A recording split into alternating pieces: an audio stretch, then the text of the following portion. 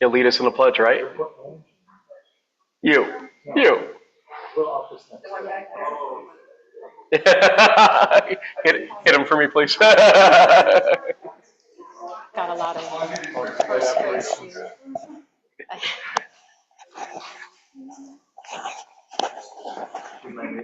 It's a pledge. It's not American Idol. Started training last week, and then Oh, Mariah! and then he's going away on vacation. They must like you. They love me.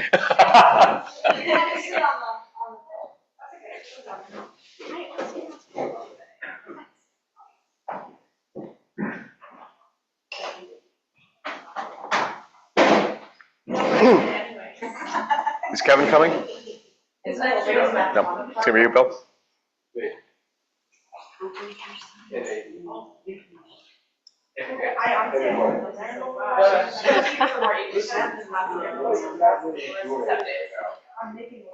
If I were you, I'd want to be omitted from that.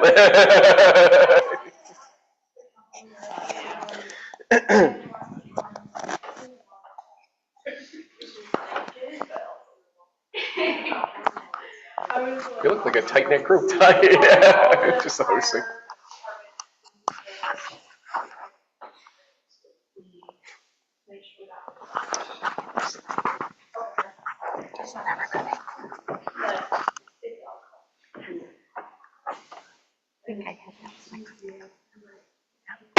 Please stand for the Pledge of Allegiance being led by Tenny.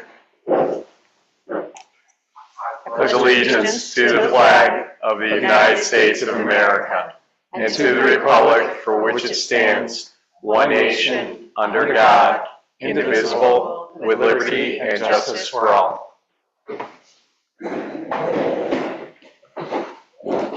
Welcome to the first regular board meeting for the Ballston Spa Village Board of Trustees for the month of May 2026. This is May 11th, 2026. And we've got a couple special things to take care of right up front. And this time we've got them right in the right spot on the agenda. We are going to do junior firefighter inductions. And Chief Crow not here, but Bill Kenny is to assist with this. So appreciate that. Nate Tenney and Nicole, right? Up back there. So we're going to make two motions first, and then we'll actually hand out some hardware here as well, if that's okay with everybody. Got to get a motion to add Andre Salazar as a member of the Ballston Spa Fire Department Junior Firefighter Program. So moved. Trustee Dunkelbarger, Trustee Price Bush on the second. Discussion. All in favor? Aye. Aye. Opposed? Motion carries. Can I get a motion to add Ryan Gittro as a member of the Ballston Spa Fire Department Junior Firefighter Program? I'll make the motion. Trustee Dubuque. Second. Trustee Dunkelbarger. Discussion. You'll notice that Bernadette is not here, so they're all trying to fill in Bernadette's role of being a fast motion maker and seconder tonight. She's a little under the weather. She would love to be here. She sends her regards to everybody, but good for her to go get well, Bernadette. All in favor? Aye. Opposed? Motion carries. So if Ryan and Andre can step forward.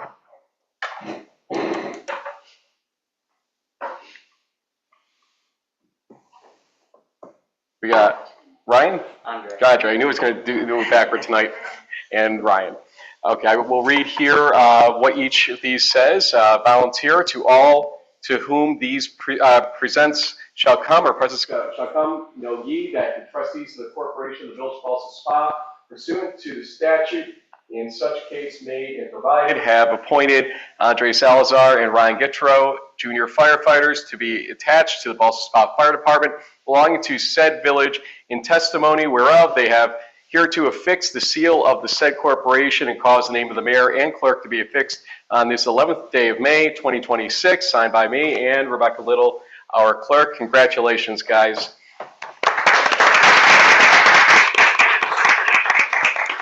Come politely on this side. There you go. And board, why don't we come up? I should have done this last time.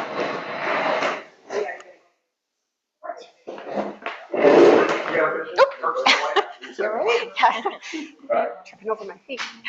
You're actually good.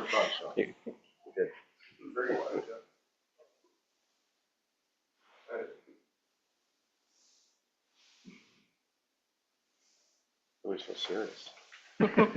Let's hear it for these guys.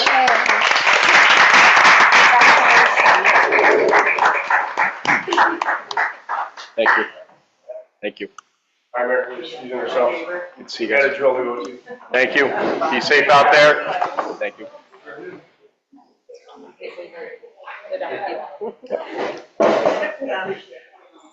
Okay, it's going to leave about 3 people here after this is done. While everybody's leaving for the unexciting part here, can I get a motion that the minutes of the April 27th, 2026 meeting be approved? So moved. Trustee Dunkelbarger. Second. Trustee Price-Bush. Discussion. All in favor? Aye. Opposed? Motion carries. Just want to make sure everybody has their green lights on their, make sure that we're picking up sound on these. Yep, attorney.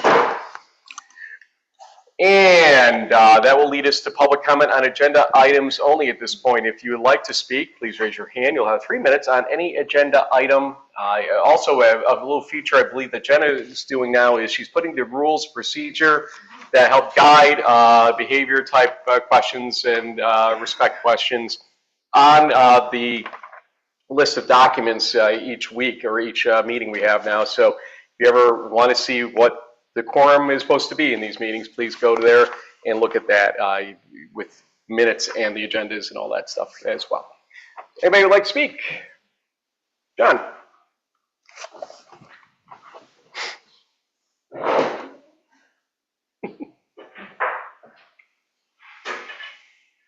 My voice is somewhat normally still soft. So if you don't mind, I will speak in my stage voice. This is to the members of the Village Planning and Zoning Board. The enacted comprehensive master plan of 2023 has been mostly ignored by this proposed zoning code. Ironically, the proposed law better reflects the master plan prepared for the village in 1965 than the one completed 3 years ago. The 1964 period of urban renewal, that plan envisioned most of the downtown being raised and built new. This zoning plan, if it becomes law, will pave the way for the physical destruction of Ballston Spa as we know it.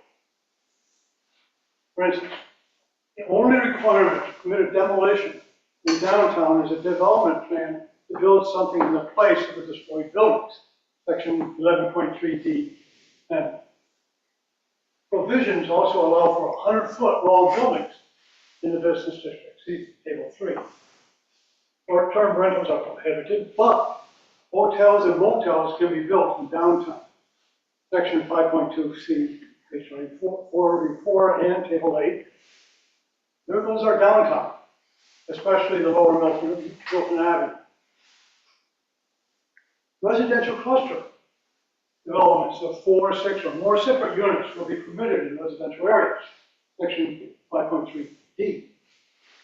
There is no fail-safe provision preventing existing housing from being torn down. Several lots can be put together to build a residential cluster. There goes the neighborhoods with the large lots. County buildings are tagged R2, allowing multifamily 3-story mixed-use buildings, section 5.3. There goes that neighborhood. Also, zoning and planning boards are given a pocket veto in this proposal. If they don't meet on an application, it is automatically denied. Usually it's the opposite. And the applicant is left with the expense of an appeal. The state Supreme Court with no record to appeal. Imagine how easy it will be for power politics with the village. Through zoning, government supervises land use for the public good. A zoning board exists to ensure the law's area requirements aren't overly burdensome, and an owner's right to use land is not limited so as to take away meaningful use, area and use, for instance. 15 seconds. Signage does not deal with that, with land use. Signage section should be separated from zoning and enforced by the building inspector. That is why in the draft zoning code regulated signage is too detailed to be adequately enforced within the village's budget restraints. It needs to be rewritten. That's your 3 minutes, John. Certain Thank you. village officials think their role as a representative equates to the power to articulate what the village residents want. It doesn't. If that was true, there'd be no such thing as a comprehensive master plan. John, your time's up. Your time is up. Time's up. Yep. Okay, well, I have it written. It's only one more paragraph, and you read each of them. While he does that, anybody else like to speak? Marilyn? I can get my fingers to work. Thanks. I'll pass it to them. Go ahead, Marilyn. I gotcha. Marilyn Stevenson, 45 West High Street. Yes, I did see under old business that there is what I assume, a discussion item, 11B, changes related to final draft preparation for proposed zoning code. First, I just want to make a request. Can the memo that was written by the ZBA and the planning board under the leadership of the two past chairs please be made public so we can understand what their comments were?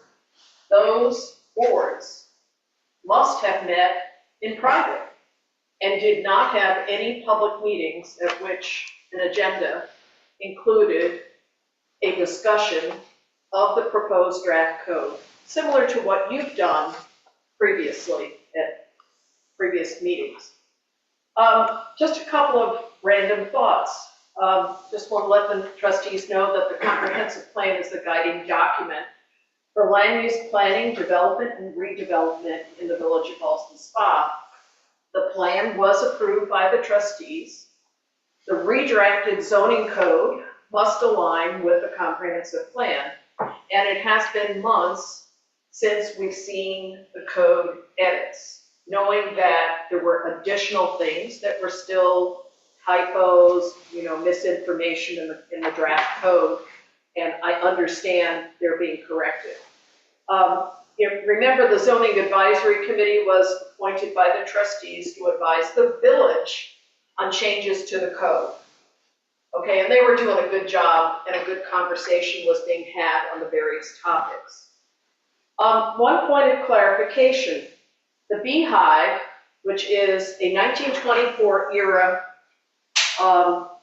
mission revival residence that was in the historic district, really sat vacant for 10 years due to a fire and due to lack of consistent village zoning enforcement and inconsistent treatment. So I just want to get that out there. I don't think our village code can move forward unless we have the resources to fully fund a full-time building inspector and also have the resources that we need to do the job. And I want to say the historic district is not the boogeyman that it's being made to be. And it's for many years has worked well, but in a village where there is a culture of not needing to apply for a building permit or go through review within a historic district. 10 seconds. It's a cultural change that needs to happen. Thank you. Thank you. Just gonna grab that microphone. You can say.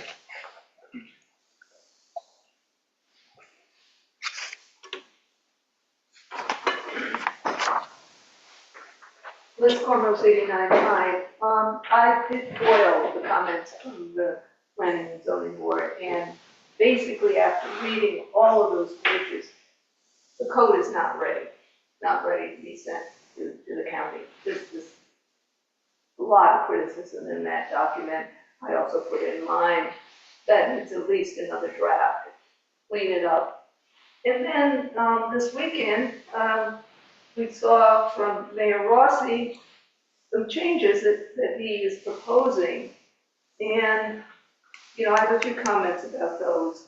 The final zoning draft already gives the unelected planning board too much power with major authority over site plans, most special permits, administrative adjustments, interpretations, and sequencing of multiple approvals and consultants' reviews funded by the applicant escrow. The mayor's interim historic district proposal would go further by making the planning board approval, the controlling approval when the site plan review applies, by allowing applicants to choose the planning board route instead of the historic district commission for exterior street visible work in the district. That matters because residents who want to preserve village character may not want final design control shifted to an unelected board that also handles development review for large projects. The comprehensive plan calls for clearer procedures and trust in the review process, but it does not say historic district authority should be consolidated in the planning board or made easier for applicants to bypass preservation-focused review. Large developers are usually best positioned to navigate site plan review, special permit standards, consulting negotiations, and technical submission requirements. If historic district review can be rooted into the planning board process, residents may have less protection against overscaled projects, design compromises, or proposals framed as, quote, overriding public need, even when they alter village character. Do not make the planning board the final historic design authority by default. It has many implications also for the ability of residents to receive tax credits. Preserve an independent historic district commission role, not an appointed board. On the case of the McMaster Street buffer, it seems appropriate for that corridor, but why are similar protections not being written out for other residential edges, next likely redevelopment areas such as Bath Street? 10 seconds, and Bath Street doesn't have the same features around it. You're interrupting. Just Fix to answer your the question. code for lawful, older, multifamily, and other non-conforming buildings, but limit approvals to documented historical footprints and massing, and require public notice and hearings. Time's up. Require written findings that every major approval is consistent with the comprehensive plan's goal for historic character, neighborhood compatibility, and small-scale village identity. Thank you. And one on Zoom. Mhm.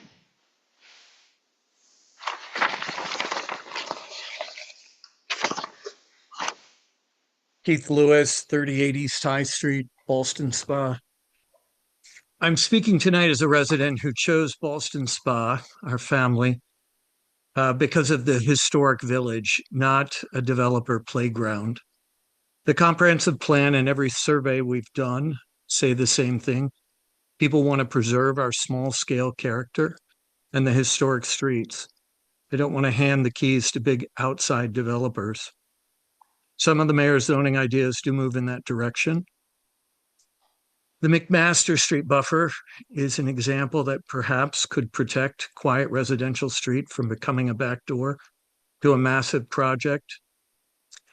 Fixing the rules for long-standing older multifamily houses can also help keep existing village-scale apartments instead of encouraging demolitions in large greenfield complexes. Those are resident protective changes worth improving. But there's a major red flag, the move to make the planning board the final and optional gatekeeper for projects in the historic district instead of the historic district commission. It's a huge governance shift. It takes decisions about our most sensitive historic streetscapes away from a preservation-focused body made up of people who live with these buildings and concentrates power into one unelected board that already controls site plans, special permits, and key interpretations. Big developers and national chains are very comfortable in that world of traffic studies, consultants, and negotiated conditions, giving them the option to bypass and override the Historic District Commission by upclassing the project into a planning board site plan is exactly how you end up with larger, out-of-scale buildings and formula retail nibbling away at the historic village, one project at a time. Our existing historic law explicitly says preservation of historic structures is a public purpose of the village. The comprehensive plan backs that up and calls for clearer roles, better communication, and strong design standards to prevent more Cumberland-style mistakes, not for sidelining historic preservation in favor of one technocratic board. Clarifying who's in charge in the district should not mean weakening the one commission whose entire mission is to protect the neighborhood character. So I'm asking the Board of Trustees to do three things. First, keep the Historic Commission as an independent binding design body for any exterior 15 street seconds. design. Second, write into the new code that when there is a tension between maximizing building out and preserving, that gives both boards a clear resident-centered standard. And third, if you Time's up. expand the planning board's tools, balance Thank you. that with stronger public notice. Okay. Anybody else? Going once, going twice. No sale. Do we have a need to remove any item for the consent agenda? Hearing none, can I get a motion to approve the following consent agenda items? I'll make the motion. Trustee Price Bush, Second. Trustee Dunkelbarger, discussion. All in favor? Aye. Opposed? Motion carries. Can I get a motion that Eagle Mat Leave be approved to hold the Tag Day on Saturday, July 25th, 2026 from 8 a.m. until 3 p.m.? I'll make the motion. Trustee Depew, Trustee Dunkelbarger, the second. Discussion? All in favor? Aye. Opposed? Motion carries. Can I get a motion that the American Legion be approved to hold the Memorial Day Parade on May 23rd, 2026 from 9 a.m. until 11 a.m. along Route 50 from JJ's Bridge to the Veterans Memorial Park, concluding on Low Street by the library. Complete application and certificate of insurance have been provided. I'll make the motion. Trustee Price Bush, Trustee Dunkelbarger, discussion. All in favor? Aye. Opposed? Motion carries.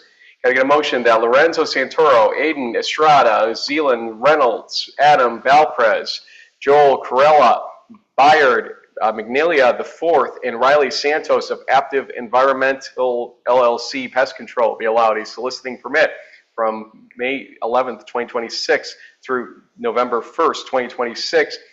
Check that. We'll make that May 12th, 2026 through November 1st, 2026. The date of certificate of insurance expiration from the hours of 9 a.m. until 7 p.m. Monday through Saturday within the village, and pending final insurance-related documentation to be provided that's being requested. I'll make the motion. Trustee Price Bush, Second. Trustee Dunkelbarger, discussion. Do we usually give permits for that long of a? Technically, yes. I think the permit usually goes to April 1st, basically, for that type of situation. But the certificate of insurance will control here because it expires preceding that. Was that sufficient for insurance purposes? How I did that? Thank you. We need to add that in because there's something that our insurer asked to be included. So that's why they're asking us to make a contingent on that. All in favor? Aye. Opposed? Motion carries. Can I get a motion that Jenny Battisti be allowed to hold an EMS presentation to kindergartners on Grove Street at Malta Avenue Elementary School on May 19th, 2026 from the hours of 10 a.m. until 11:15 a.m. Complete application and certificate of insurance has been provided. Make the motion? Trustee Dubuque. Second. Trustee Dunkelbarger, discussion. All in favor? Aye. Opposed? Motion carries. Can I get a motion that Jenny Battisti be allowed to hold a Malta and Beyond fundraiser on Grove Street at Malta Avenue Elementary School on June 5th, 2026 from the hours of 3:30 p.m. until 7:30 p.m. The event is requesting partial closure of Pine and Grove Streets during those hours. Complete application and certificate of insurance has been provided. Make that motion. Trustee Dunkelbarger, Trustee Price Bush on the second. Discussion. All in favor? Aye. Opposed? Motion carries. Just realized I should be using the word have, not has. My bad grammar here. Can I get a motion that Jenny Battisti be allowed to hold the 4th grade egg drop competition on Grove Street at Malta Avenue Elementary School on June 17, 2026 from the hours of 12:30 p.m. until 2 p.m. This event is requesting partial closing of Pine and Grove Streets during those hours. Complete application and certificate of insurance have been provided. I'll make the motion. Trustee Price Bush, Second. Trustee Dunkelbarger, discussion. All in favor? Aye. Opposed? Motion carries. Can I get a motion that Anna Stanko's resignation letter dated April 28, 2026 as chairwoman and member of the Zoning Board of Appeals be accepted? I'll make the motion. Trustee Dubuque. Second. Trustee Dunkelbarger, discussion. Thank Anna for her service. Agreed? All in favor? Aye. Aye. Opposed? Motion carries. Can I get a motion that the Ballston Spa Business and Professional Association be allowed to hold the Movies in the Park in Wiswell Park on July 3rd, 2026, August 7th, 2026, and September 4th, 2026, with rain dates the following nights from the hours of dusk until 10:30 p.m. or until the movie ends. Complete application and certificate of insurance have been provided.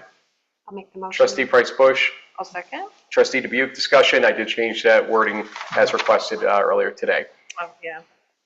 See, I remembered. I forgot. All in favor? Aye. Aye. Opposed? Motion carries. See, Bernadette, I do listen. Can I get a motion that Donald Appledorn's resignation dated May 4th, 2026 from the Eagle Mountain Lee Fire Department be accepted, that he be removed from the rolls and he be removed from the village's insurance?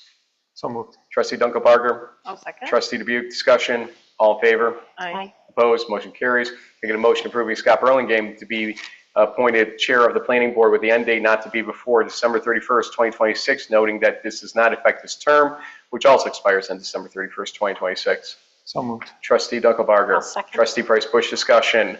All in favor? Aye. Aye. Opposed? Motion carries. Can I get a motion approving the contract addendum number 2026039-00 between the Village of Ballston Spa and LaBerge Engineering and Consulting Group Limited, authorizing consulting work be performed related to grant opportunities related to water metering technology, and authorizing the mayor to execute the addendum? I'll make the motion. Trustee Dubuque. I'll second. Trustee Price Bush, discussion. All in favor? Aye. Opposed? Motion carries. Can I get a motion approving the attached civil rights certification resolution related to the village's HUD participation and authorizing the mayor to execute the certification/resolution? I'll make the motion. Trustee Price Bush. Second. Trustee Dunkelbarger, discussion. All in favor? Aye. Opposed? Motion carries. Can I get a motion that the Ballston Spa Business and Professional Association be allowed to hold the Farmers Market in Wiswell Park on Saturdays from 9 a.m. until 1 p.m. and Thursdays from 3 p.m. until 6 p.m. starting June 14th, 2026, ending October 4th, 2026, with the complete application and certificate of insurance having been provided? So moved. Trustee Dunkelbarger. I'll second. Boy, that's a tough one. Dubuque. Trustee Dubuque. Discussion. All in favor? Aye. Opposed? Motion carries. Can I get a motion that the Ballston Spa Business Professional Association be allowed to hold the concerts in the park in Old Iron Spring Park on Thursday evenings beginning June 26, 2026 through August 27, 2026 from 6 to 8 p.m. The application and certificate of insurance have been provided. I'll make the motion. Trustee Price Bush. Second. Trustee Dunkelbarger, discussion. All in favor? Aye. Opposed? Motion carries. 14 motions there, plus the consent agenda, and we got through that pretty quick. It was a little chaotic, but. Story of my life. Mayor's announcements. Nothing really major here, but to just update, we are continuing with our, first off, the agreements with carriers. I think we have final numbers and approvals and agreements in terms of at least the base terms that we'll be finalizing with our attorney for the John Street monopole, and I can report that all three have gone up from their current numbers, and so there's going to be kind of a win-win in that situation for everybody there. The monopole is beginning to go up as we speak, and it should have everybody on it by around September 1st, give or take, and that's being worked out to make sure the timing works for everybody. So it took a while, and like everything else does, but at least that's moving forward. Also, the water metering motion that you just saw, there was work already done to sort of get us ready for grant motion, we'll call it here. And we did see that the meters tested, some of the older meters, were running at a rate or speed that was inferior to the actuality of water running through at low speeds.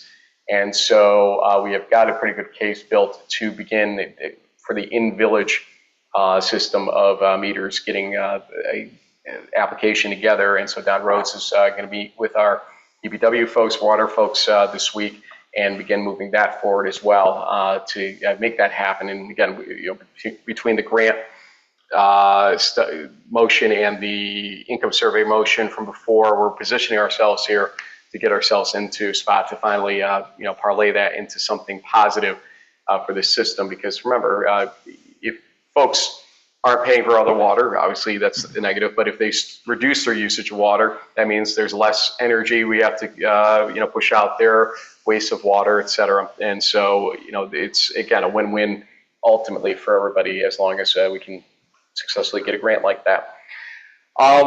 The brown water situation, again, for those that don't know, has been from the fact that we skipped a year in terms of flushing hydrants. We did basically the trunk lines or the main lines last week, and that's why you kind of saw a system-wide problem as everything kind of got blown out. These are things that are naturally existing inside the water system as it is. It's just that they're getting, pushed out faster or agitated faster, and it's why the coloration is the way it was. You may see, as they go through individual neighborhoods, some more limited basis in that neighborhood system kind of kick up, but I think the worst of it we got through. And again, other towns I know of doing this, they're going to get the same complaints. It's just part and parcel of when you flush hydrants, but taking 2 years between them obviously did not help matters here. So we appreciate our DPW for getting back on that. Also, the sidewalk grinder is in, that we approved a couple weeks ago or a few weeks ago, and they're going to start that work to kind of grade down where the trees have come out on Milton Avenue to test that out. Scott Kearns was saying that it looks like a very nifty device for this purpose. So you may see it starting tomorrow, some of the positive changes coming from that. It may cause some coloration issues initially because obviously when you cut into an established sidewalk, the coloration underneath that may be grayer or something like that, but that usually works itself out after a winter or two, and is a hell of a lot cheaper than spending money on a new sidewalk entirely where you don't really need it. If they end up cracking in certain areas, those are the ones we'll pop out and relay, but there's no real harm beyond the blades, so you may be wearing down a little bit. So try it first to see what you can do, and if it's more than 1.5 inch lip, they say don't do that, just pop it out and replace those. So this could be a very good methodology if it works for us throughout the community, throughout the village, to reduce some of what we need to do to fix some of these sidewalks where you got a little 1 inch lip, but it's not high enough to require the pop out and replace of every panel or something like that. So it'll be interesting to watch this play out. Finally, we're getting details on Route 50, the repave that's going to be going on Route 50 through Milton Avenue. Going toward Church Street, et cetera. And that is going to be starting on the 19th, I think, according to those electronic signs. And so we'll get a lot more detail out there about how the closures will work. It's supposed to be nighttime, but obviously you're going to want to know when to avoid certain street areas, in that period. So we'll get you details as we can get that from Peckham Paving, who is handling that, I believe, for the state of New York. During that, there will be the 2 crosswalks installed, one at the CDTA site around McMaster Street and one at Rosewood Court. These were the long-standing ones that when we found out they were repaving, we said, hold on, is the state willing to do this work and just charge us back minimally for it? And so we are at this point going to have those installed, and we'll see if there's any bill back on that at that point in time. But those would have cost us, if we installed those, probably in the vicinity of $30,000 because of all the work that needs to be done with those, especially at nighttime. So some savings at least will be enjoyed by the village with respect to those, with safety in mind. Also asked Chief Bush to begin to send notice, and we're going to talk to folks at Doubleday Woods about the electric carts that are being driven by some of the older folks in that area in the actual street on Church, and warning them it's not a good idea. And I understand in the winter when some of the things are not being plowed, maybe there's this need they feel to go off of the sidewalk onto the street. But during springtime, summertime, I can't understand why you would ever ride something like that in a very tight street like that. So that's Chief Bush to begin regulating that. We're not trying to ticket people per se for that. We're not out to do that, but we are out for safety for those folks in that street area. So please heed the warning not to do that. And we're going to have crosswalks set up soon to help enable a better crossing pattern for everybody, so that there's a little bit more notice to drivers that somebody might be crossing, and that people start slowing down a little earlier before they get to the bend there, because I understand 40 miles per hour is not too far back from there. You have to get past Stewart's before you hit the first 30 sign in that situation. That's all I've got. We got no treasurer's report, as she is taking a much deserved few days off. So Melissa, we miss you. Let's go liaison reports. Bernadette, obviously not here to give us the BSBPA one, but you saw the farmer's market, the concerts in the park, and I feel like I'm forgetting one. Movie night. Movie night, thank you. Sorry, Liz Biddle. So those are all coming up and being taken care of. Go ahead, Mary. Okay. Ballston area seniors, their upcoming trips. May 18th, a tour of the Saratoga battlefields for the 250th anniversary of the American Revolution. It's a 2.5-hour tour with lunch at the Hideaway to follow. The trip leaves at 8 a.m. and returns at 3 p.m. And they recently announced a June trip to Joseph Pop Butterfly Conservatory and Amagang Brewery.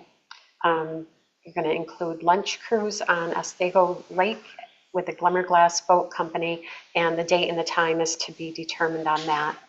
The Friends of the Library basket raffle raised $3,400, and proceeds will go towards the capital campaign for the library improvements.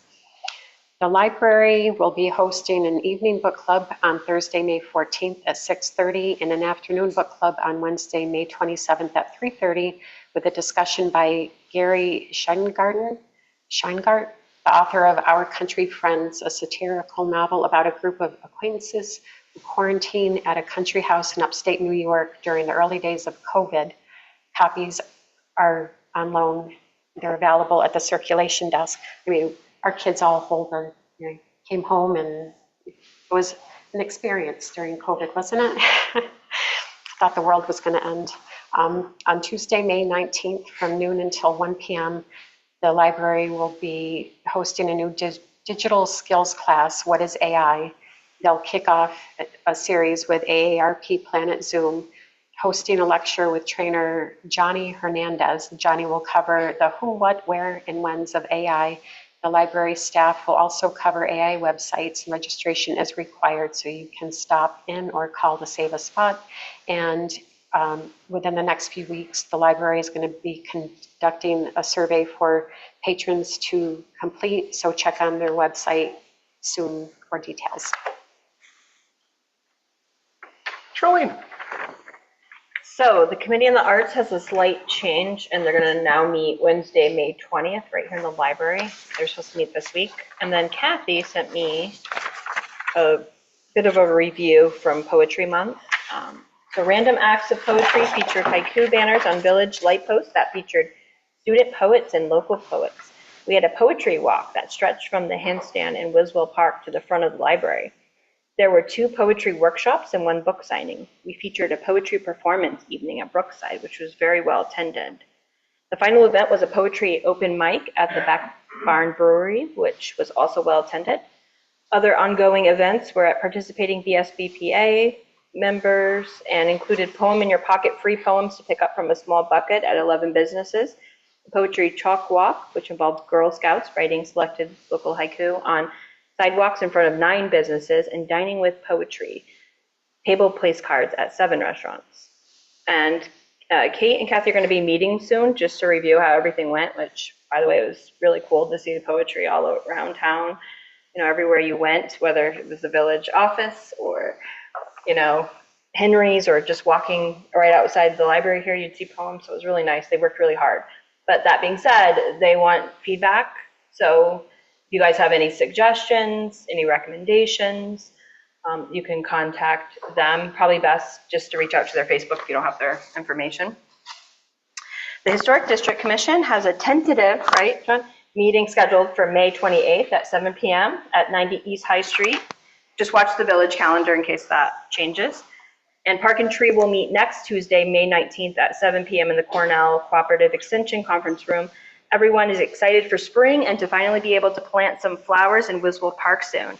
And stay tuned and keep an eye on Facebook as a second annual SBPA in Bloom project, or bee spawn balloon project, will be announced in the coming days.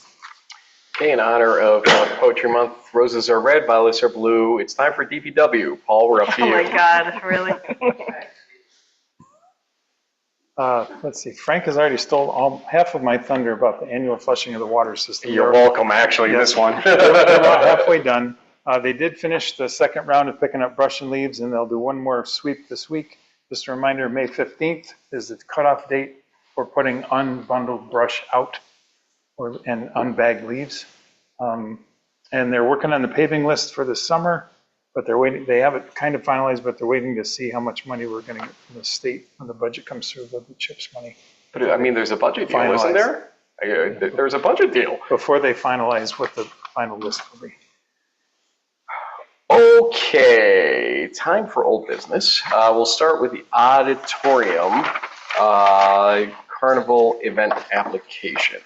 Okay, for those that did not join us last time on this discussion, you may remember that we had gotten to a point where the auditorium carnival, Jeff Mock is the person that was putting in the application, was short on many details in their application, had not provided insurance at the time. And so, long story short, because the initial application had 8,000 flagged as the number of people, and we looked on social media and saw up to 20,000 interested on Facebook for this event, we advised, and I believe our clerk agreed with this as well, and we try not to take her authority in this whole thing, but I think we all had agreed that we needed to request that a waiver be visibly shown from the county or the state DOH with respect to mass gathering permit needs. And regardless of that, we would still need a safety plan, a traffic plan, and a site plan, and a other information that was listed as TBD to be filled in. Well, as the board is aware, I believe here, we've gotten no additional information. I will make one quasi-correction, I guess, here. We had stated no site plan was received. One was received in the second attempt back in March, but it was not the fairgrounds. Whatever this was has 3 gate 6s and a lot of what we call AI slop on it in terms of gibberish of words and 2 grandstands and things that just don't match what are at the fairgrounds. And it does admit, I think, on the face of the document that it is a preliminary drawing, which I think in this situation means it really wasn't this facility. So I did attempt multiple times last week to make the requests. Carla had tried before me on this as well to basically say we need by tonight information to fill in the blanks. We need an insurance binder. We need a bunch of things. You wanted us to tell him who to use for insurance. We don't do that because that's not our place to do so. So that was an odd back and forth in that respect. At this point, we are less than a month away. I believe June 5th and 6th are the dates of the event, or 5th, 6th, and 7th. I don't have it in front of me, but it's the first weekend in June, which is Belmont weekend. And I felt that this was the meeting where we needed to either give an approval or not, because obviously you're getting way too close on the 26th because of Memorial Day. Our next meeting is the 26th. Want to hear from the board here with respect to this and what you want to do. Charlene, you give me that look, so I'm going to start with you, I think, on this one. It's a hard no for me. Okay, and why, I guess, maybe to elaborate for folks. If we want to think logistically, everything you just said. Okay. Personally, all the BS behind the scenes. But again, I'll always vote with if you've got the proper paperwork in, you're doing everything correct, but that has not happened. Okay. Mary?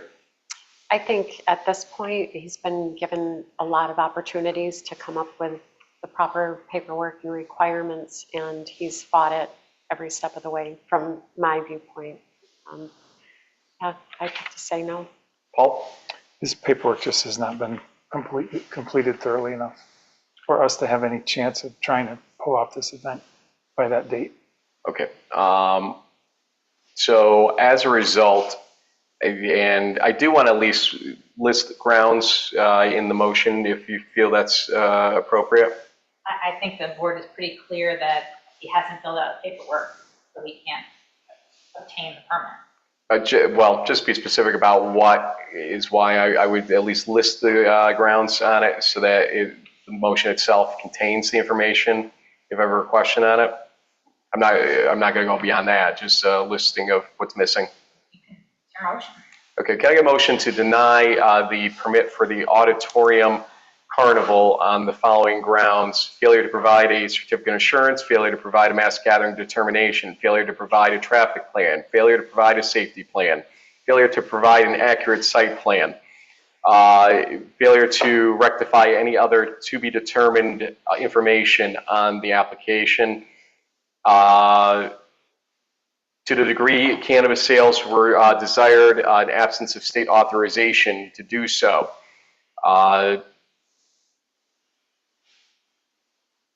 I think that is sufficient there. State liquor authority. To the degree that alcohol was to be served, a failure to present a state liquor authority license or permit as well. Can I get a motion for that? I'll make the motion. Trustee Price-Bush. I'll second. Trustee Dubuque, discussion? Since this is a spur of the moment motion per se, we do allow 90 seconds for anybody who would like to speak to this motion. If you're on Zoom, you can raise your hand again. So looking around, seeing if anybody, yes, Marilyn? Just a question as to what, okay. Yeah. And forgive me for laughing, it was your expression. And as the mayor was reading off that list, it was priceless. Oh, okay. Your poker face was not on today. I just wondered, since the fairgrounds of Maryland Stevenson, 45 West High Street, since the fairgrounds are really under the control of the Saratoga County Ag Society, 501c3 nonprofit, is there any way and I'm not advocating for him, but is there any way this promoter could revise his carnival atmosphere so that it would not trigger the need for anything at the village level to be applied for, okay. So, and so hopefully the village board has also communicated to the Ag Society so they know that he's, okay, not legit. Or, before lack of preparing his paperwork and submitting it for the trustees. Yeah, in transparency, we made clear 18 different ways that we are a separate organization from the fairgrounds. The fairgrounds cannot bind the village. The village was the authority with respect to the things we listed in this motion, and explained every possible way that we did stay in communication, and added on Jennifer Flinton up at the fairgrounds as well to some of the communications, so she was aware of what was going on. And we're just to complete that, our clerk, Rebecca, and I are going to be working with Jennifer to even make sure we've got all the possible information on her end to make sure that there's no confusion. But in this situation, we've been working on this since March, and there's been no rectification of the problem. I understand that. I only asked because I recently attended a e-waste recycling event at the fairgrounds, and I don't have any knowledge of that group actually coming before the trustees to have that event there. And so that's why I asked the question, if they changed it, if it was for the public good, maybe they don't need to go to the trustees, but I just thought I should mention that. It was a more responsible event, obviously had public benefit, but having we'll check into these that. meetings, I didn't recall any discussion. Good. If I can speak to that loudly because I'm not using my mic. This is under the Carnival and Amusements Code. That's why this turned into that. It had nothing to do with really the mass gathering or not mass gathering. It's because of the event itself was a carnival event. Right, but if he turned it into like a book fair or something like that, a different term, a different purpose, that's what I'm really asking. It depends on what his definition is under amusement and carnival and in our events. Okay, thank you. Anybody else? Would it not matter at that point? Because even if he changed, let's say, the definition, or even if it did change, because he's still with the amount of people. So it would still require our approval. He kind of buried himself in that respect early on because of the number he originally posted and then what social media reactions were supporting a number that was over 5,000. And again, we're not saying that necessarily everybody was going to be there at once, but we are not the authority with respect to mass gathering law applies. It's the state via the county, DOH at this point. And so we want to make sure that we were respecting that part of the process. But even if they didn't require it, we still needed a safety plan, a traffic plan, et cetera. That is a narrow area up there, as you know.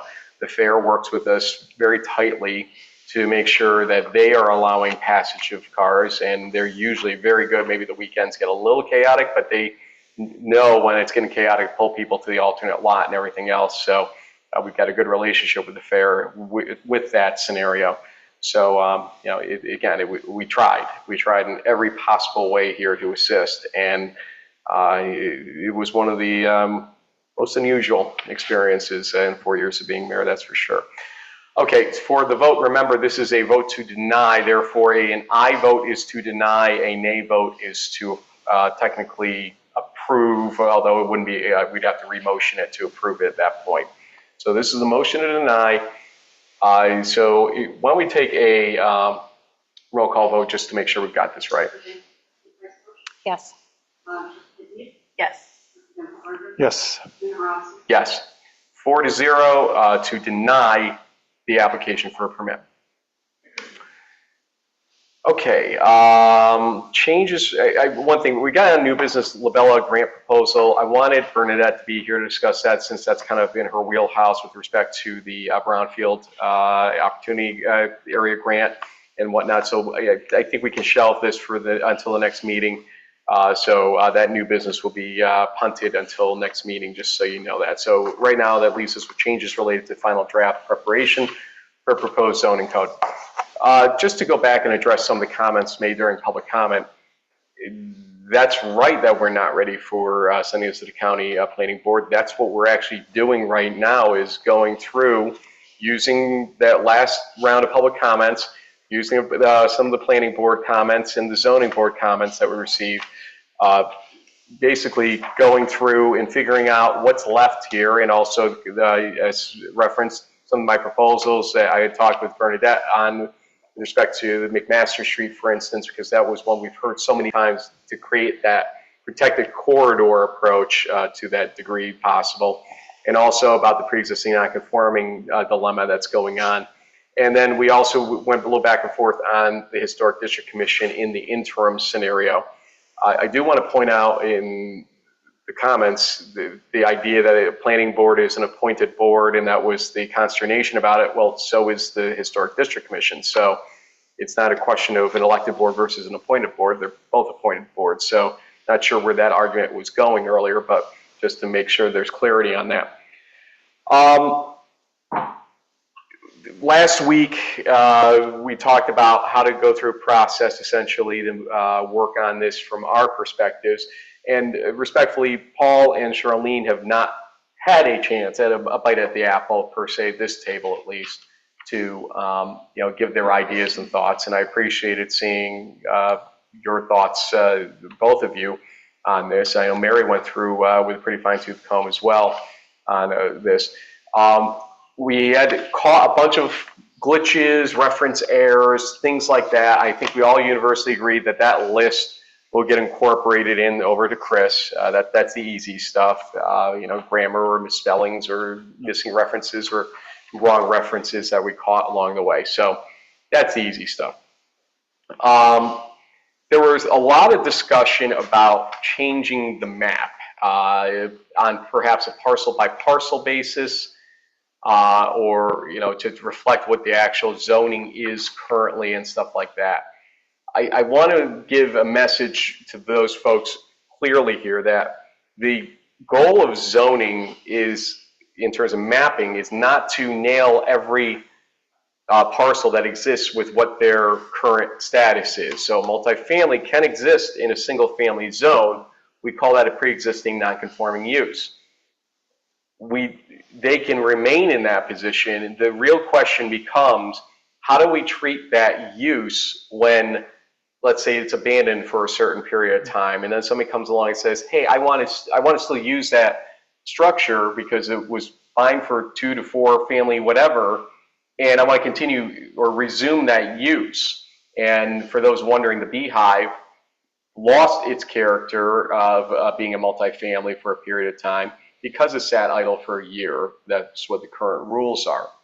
So it's not so much the map you worry about in these types of situations. It's, are there tools available to ensure Maplewood Manor doesn't sit there as a single family home, or the Beehive doesn't sit there as a single family home, when others can intend to do the right things per se with the existing structure, and if they can prove parking or prove the ability to still function in that way, to allow them to have that use back in that situation. So that's the balance between mapping versus use and approach on those properties, and why the map doesn't match everything as it's currently marked out there.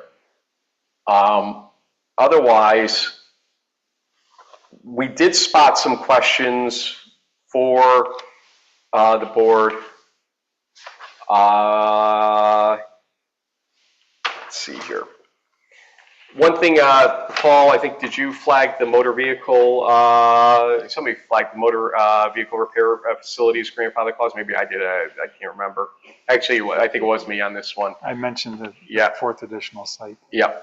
So the problem with motor vehicle repair facilities is that we have, I'll read this directly, 3 named existing repair facilities, Coles and Doubleday Avenue. I believe that's just in the village. Michael's at Ford Street, Generations and Bass Street, that cannot meet the 100-foot residential separation requirement, not reasonably eliminate the storage, partially dismantle the wrecked vehicles within 72 hours. 2 of the 3 are located in the downtown district, which does not list motor vehicle repairs as either permitted or special permit use. We adopted section 5.3.E.4 as drafted, would render these businesses immediately non-conforming and eligible for building permits beyond ordinary maintenance. The consultant would be, if we so chose here, directed to include a grandfather clause for repair facilities legally established as of the effective date of the new code, addressing both the 100-foot separation requirement and the 72-hour storage requirement. The clause should be drafted to protect those specific operations identified while not creating a general exemption for new motor vehicle repair uses. Drafting language to be coordinated with the village attorney, obviously, on something like that. Paul expertly flagged the corner of Saratoga Avenue and Route 50, the old foreign repair shop, we'll call it.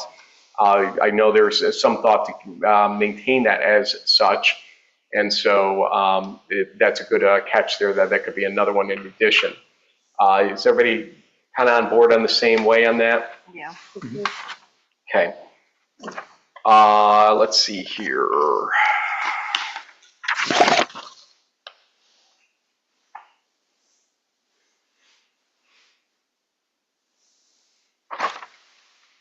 Some of the mapping, I know you were concerned, Charlene, if you want to go ahead.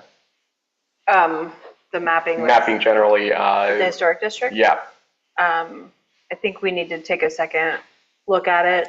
John was gracious and asked him to color in the changes he'd like to see, and he's actually giving some of it back.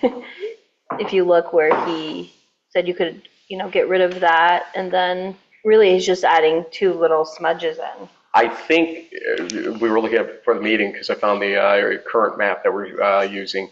It looks like Chris actually did lift, Chris Kushel, the contractor we use, the consultant we use here, sorry for this. It looks like he did lift it directly and replace it exactly as it's currently drawn. And so we've got to kind of understand why we would add or subtract anything at this point. And so we could take a look at that for sure. I'm not sure we can guarantee that. I think it's worth a serious consideration. Yep. It's not a big ask. It's just finishing, it looks like one parcel, and then adding the Verbeck house. So Can you present this on the board, like the screen, or so we can see, because I'm trying to follow along, We're not looking at a map, but we looked at one earlier. I see you're looking at the paper, I'm just looking at the draft, that's all. I'm Yeah, asking if you could present it, that's all. I'm not even looking at the law, Karen. I'm looking at my own notes here. So Thank you. Do you want, John wants to say something? I can talk about there. Very minor changes to this. Yeah. I think when the consultant was reading the description says to the Burbeck House. It meant to be to and include the Burbeck House. So the Burbeck House is not included in the district. That should be. And the other thing is on the east side of Beach Street. For some reason, the historic district sort of weaves into adjoining properties. It should only be along the back lines of the buildings along Beach Street in the very corner piece on East High. John, just to be clear, the house that you think should be included is excluded currently in the current map. There's an outline that goes around it entirely as if to exclude it, because what had happened, excuse me for 1 second, what had happened is that to its north, so below it on the map, but to its north, I'm sorry, to its south, it is characterized right here. To the south, the county's property sort of just juts out again. And so it looks like it was intentionally left out in the original map. No, it was a mistake. No, when I wrote, I remember writing the document. And that's one of the problems I have in my draftsmanship. When I say to, I usually mean including. And that's how I wrote it. And it is to include the Burbeck House. It's historic district, National Historic District property. It should be included in this non-historic district. And it's a misinterpretation. And how the boundary east of Beach Street was drawn, I'm not really sure. It looks like that's definitely a mistake. I believe there are meets and bounds actually listed, not necessarily in the code, but that are referenced in the code. We'll have to take a look at it to understand what happened. Because again, Chris lifted this map directly off. It's matching to the parcel, I can tell. And, to his credit on that, because it's not exactly drawn in an even, easy way on this either. So we'll take a look at it. I can't guarantee anything beyond saying it does match what we currently have as a historic district in the village. So we're not trying to. If it is wrong, I'm just saying, let's take a really serious look at this and try to get. We'll get the feedback from Chris as to what he was reading. Did he use meets and bounds? And he can point back to it too. I don't know. So we'll find out about that or figure that out. Otherwise, I don't, we've had inquiries about, when you pop up a map, I guess, on Facebook, it finally people start looking at it, even though, we've asked multiple times for comments. Concerns about Liberty Street character, whatnot. A lot of these things are just carried over as R2s from now to then and reflect what essentially the development patterns have been. And again, the goal of zoning has generally been to reflect what is there and to maintain that character of a neighborhood in that way. You may have a couple one-offs here and there, sure, but it doesn't mean that you go and mark it differently in those little small spaces. Otherwise, you'd never be able to see what the map really intended on those. So unless we see something that is clearly erroneous or problematic, splitting parcels or something like that, I don't advise making any further changes at this point unless somebody here wants to. I didn't see anything specific in the back and forth with the board. Was there anything? Just my. The historic thing? Yeah. Yep. Gotcha. Okay. Got some policy items that we probably do need to weigh in on here. So bear with me. I'll explain what they are and what led to the note at all here. Building height definition, pitched roof measurement. We need board direction here. Board decision, revert to highest point measurement, retain mean measurement, but lower district height maximums by 8 feet, or retain as drafted. The note here is the change from highest point to mean between eaves and ridge effectively raises allowable height by about 8 feet, from 36 feet to about 44 feet to ridge on a typical pitched roof. Mary's request to lower residential maximum height addresses this issue. Now, this is an interesting one, Mary, because this is part of the problem I think that the tannery folks are having, why they need a variance right now, because I think they said that their height would have been correct, but they're trying to build roofing to block view of HVAC or whatever it is up there.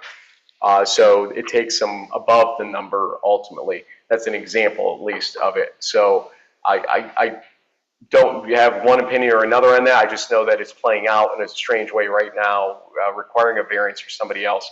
What are your thoughts? Well, with anything, I think it's a case by case. If someone needs a variance or requests it, location should play into it, the surrounding area. Do you want to go a variance or a special use type permit on something like that? What do you think is appropriate? Well, I would think a variance. What is generally, what have you seen, Carla, in that realm these days? You would have a height variance. Okay. Okay. So everybody else on board with Mary on that? Okay. Then there is two-family dwelling minimum size. We have it adopt 2,000 to 2,500 square foot range pending assessor verification against Division of Rollins Street properties. This was caused by Mary. He's suggesting, I think, to confirm final figures against assessor records before consultant finalization. Was that captured correctly? Yeah, and I think that was a suggestion. I don't know if it was one of Liz's suggestions that somebody, was it you, Liz? Oh, I don't know. No, you did. Only 26 pages. But I mean, it does make sense. A lot of the houses up in that area are much smaller scale. So your idea or thought is ask Laura Minsky, because that seems like the Milton side, right, to verify possibly some of the information on this. Yes. We could probably run that through her pretty quickly while Chris is working on this. So we'll do that then. Cluster development in 1A. Mary raised this again. Require planning board special permit. Do not exclude entirely from R1A. The thought was special permit framework allows planning board to deny inappropriate proposals while preserving R1A flexibility. Again, correct me if I'm mischaracterizing anything you said. I'm just trying to summarize. Yeah, because I mean, it's not a one size fits all. You're going to have situations where a cluster development would fit, and then another tighter knit, closer residences, it's not going to fit. You don't want to squeeze one in. Gotcha. Any thoughts from the other board members? No. You can argue it both ways. I have a funny feeling cluster development will never get used here, despite what John had suggested in his comments earlier. It just doesn't seem like an easy fit because of the size of parcel needed to really accomplish a meaningful cluster development. What's left, realistically? You can't do it on the Angelica property because you can't subdivide, so that's gone.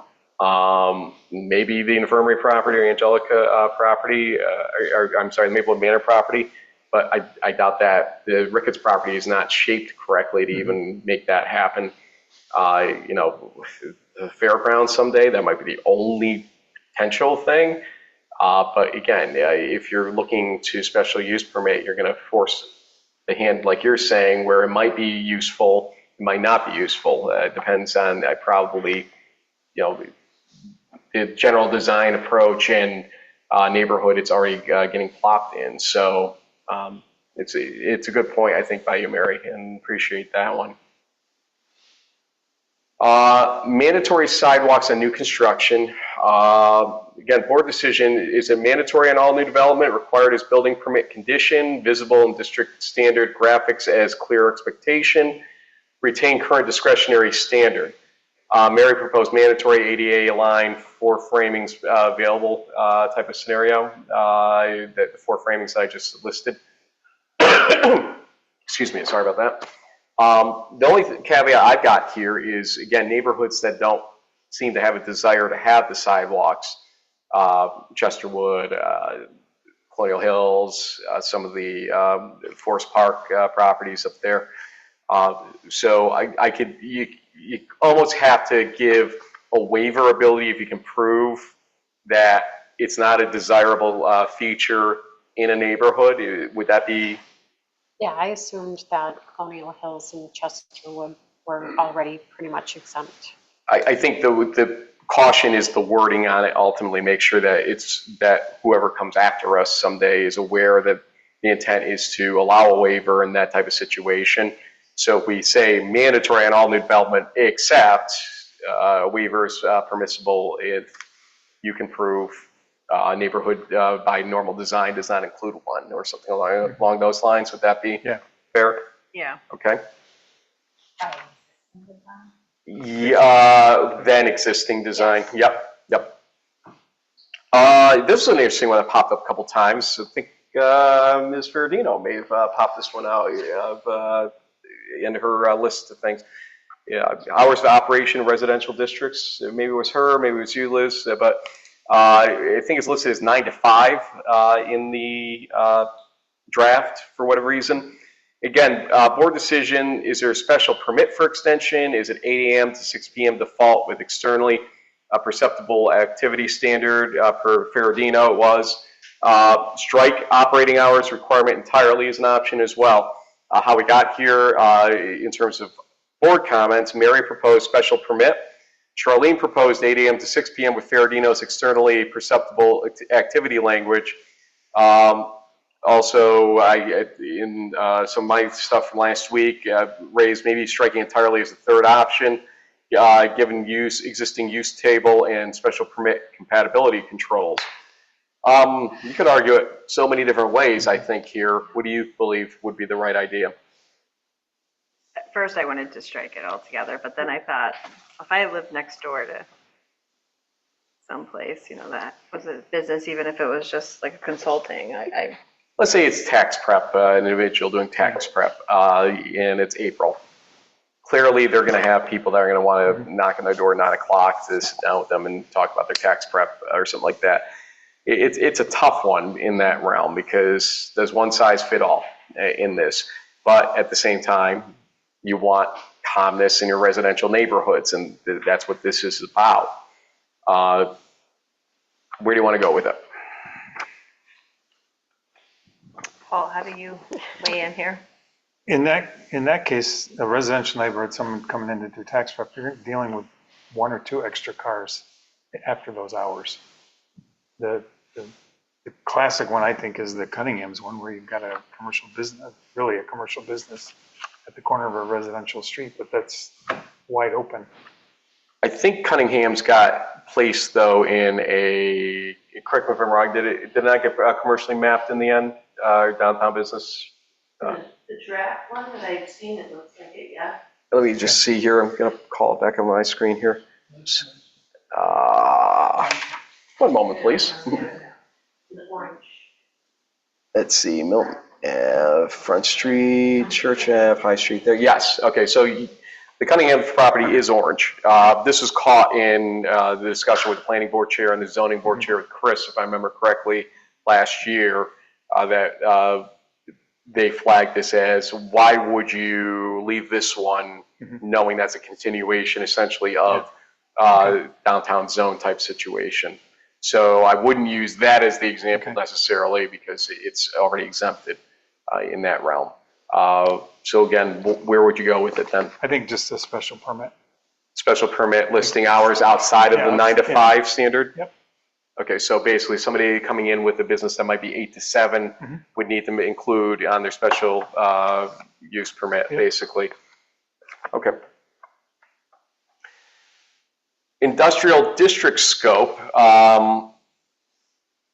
So the thought here, board direction, generally seem to be rename and broaden as, quote, light industrial and mixed use as a possibility. Mary kind of went this route, concurred by Charlene, preserves existing legal industrial uses while permitting adaptive reuse, for instance, creek adjacent activations. Elimination is not recommended. So I agree that I think you still need industrial zoning, but you're trying to, and I think some of my own stuff last week was suggesting maybe go for a light industrial naming to sort of imply you don't want heavy industrial type activities in those in that zoning? Is that kind of universal? Does that make sense? I'm just taking notes. You're the best. I've looked at this a lot. I know. But do you need anything else from us on that one too? No. Okay. Okay, Article 12, non-conforming flexibility review. So this is my items 1 and 4 from last week, which 1 and 4 were both based on pre-existing non-conforming. 1 generally a pathway to get it back if use is changed. 4 was a question of if the building needs to be rebuilt for some reason, that they don't lose their pre-existing non-conforming use by the rebuild, that they're able to still get it back as long as they stay within certain parameters of general same size and dimensions of the prior building. Address primarily through those, coordinate with Article 12, review against those provisions for residual gaps. It calls out change of use within non-conforming buildings as a particular concern. Items 1 and 4 address abandonment, cessation, and reconstruction. Consult to flag any remaining gaps. So Article 12, apparently, State Article 12 is, I think, the concern that got flagged on this with respect to non-conforming use and the flexibility for it. Article 12 what? I believe New York State. I'll get you the information on this just to make sure we're on the same page on it. New York, General municipal law. New York law, Village. New York Village law, Article Village 12. law? Yep. So we just have to make sure that we're able to do what we're suggesting here if we go that route. Mary, you had suggested maybe doing PDD now, and we really had not blown off the dust on what we had worked on in 22 yet, and it's probably a 3 to 5 month workload still.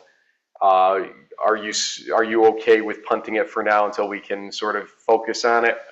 Because the goal still being to get this done in July or August, that would hold this up until probably the end of the year if we didn't. Yeah, I mean, is there going to be anything in the code referring to that it will be looked at, or? It will not exist for the time being, and then we would have to go back in the code and then adjust the relevant portions related to it, so that you don't want to tease something that doesn't show up. For instance, like our parking code that existed or didn't exist for a certain period of time to be delivered at some date 30 years later. But you are okay with that? Okay. Let's see. Paul raised a concern here. 9.3, 9.4 redundancy with municipal code. Again, board decision. Do you remove the duplicative language and cross-reference the municipal code, or retain duplicative language with notation? You raised the concern that duplicate provisions create an ongoing maintenance burden and risk falling out of sync. This is, again, sections 9.3, 9.4. Do you want to elaborate on that? It's basically the charter of the Planning and Zoning Board, how the board was made up, what election process, a lot of that stuff we just covered not too long ago in the local law. So The local law with respect, which local law are you talking? well, we amended ours, the one we adopted early this year. It was ethics. No, we did. Well, that was just residency, that's all you. Yeah, residency, but we didn't ever pass that. So that doesn't exist, the residency change. So in this one, I would say It just seemed like it was, that ground is covered in other places in the. Probably in state code, right? We can, let me look at it and I can maybe refer to, Yeah. there was a reason Chris put it in Okay. there.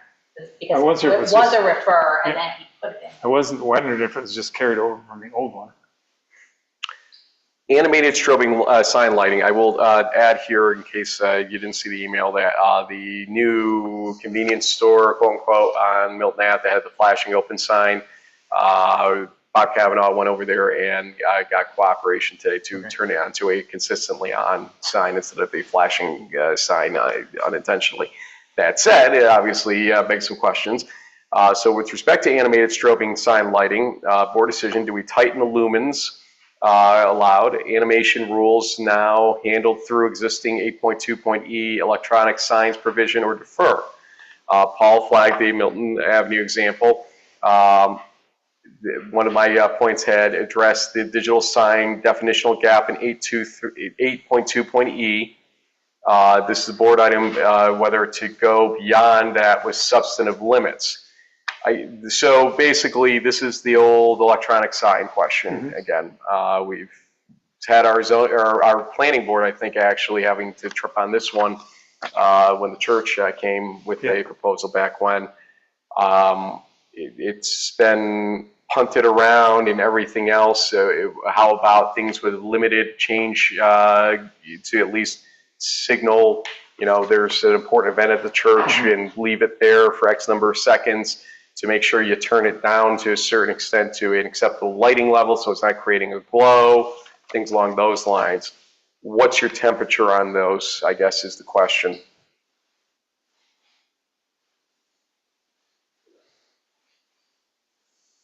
Well, the strobing was.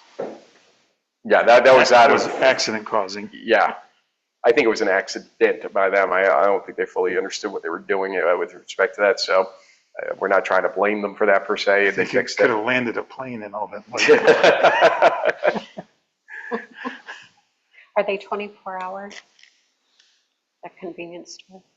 Well, it's interesting. You could probably, let's say you allowed the church to have a sign like that, you probably could put hours on it in this day and age.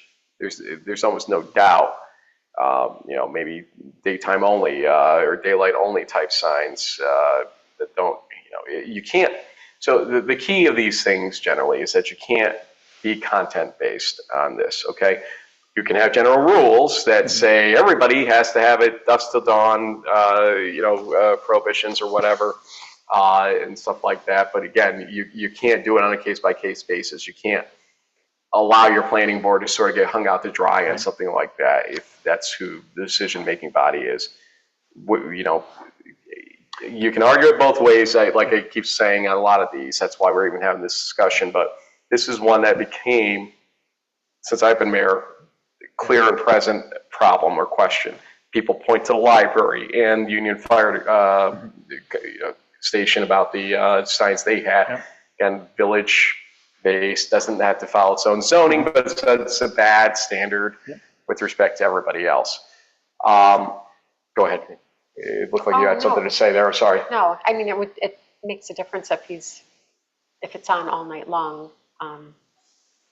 The apartments across the street are not on the first floor, so they wouldn't be bothered most likely. But if he closes, it's kind of, is it bothering anyone at night? So let me pose this. The Christ Church on that corner is in an R1A. They would have been the example of somebody that wanted to use one. So how do you even slice this up? Who would you allow to have it and how in a situation like this? Do you allow somebody to come in with a special use permit in an R1A if they can prove that they're technically adjacent to a downtown type property or have a use that is not a conforming use as it is or something along those lines?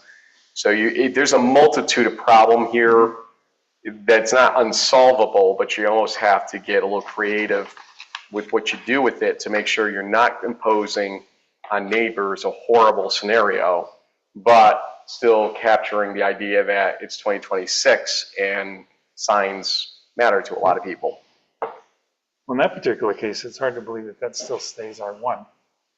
It hasn't been R1 for a long time. There are no residences around it, really. So you're saying Christ Church itself? Yeah. Let me take a look here as you say look that. At that one.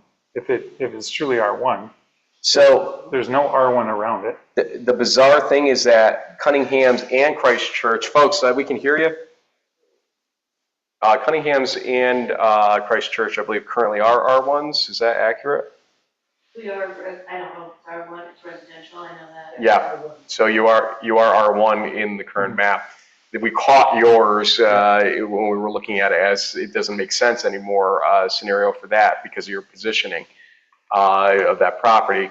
Would you want Christ Church maybe to be flagged as the same then? Yeah, Is that an error? I don't know if it's an error. It just seems that use has been there for how many years? Well, I think in R1, I was going to say, I know in R1 when we were looking There's some concerns about the motor vehicle. One of the things that were allowed in R1 was our church. But I'm not saying yes or no, I'm just saying that I know that was some of the things that was suggested to us when the garage went out.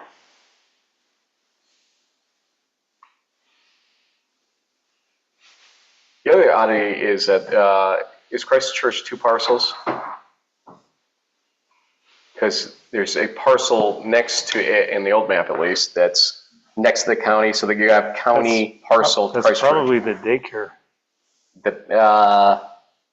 Are they 3 parcels then? Yes. Yeah, because they bought the old doctor's. John, is Christ Church 3 parcels?